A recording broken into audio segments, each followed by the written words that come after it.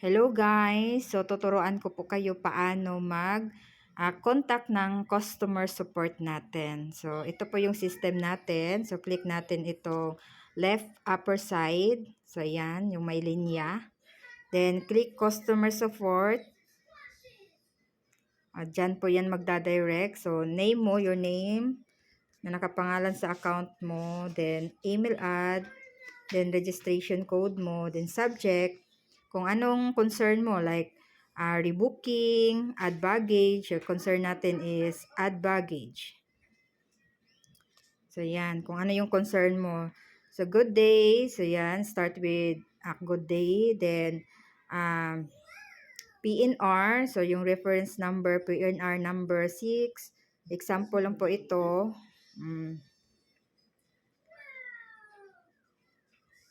Then, mag-add baggage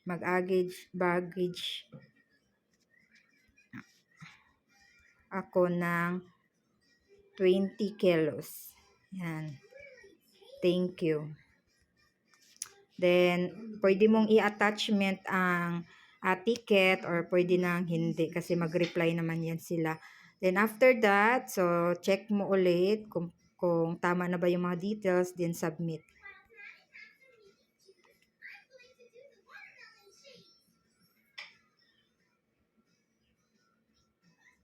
At yan, ito po yung lalabas after mong mag-send ng ticket sa customer support. Then after that, merong kang matanggap na email sa yung system.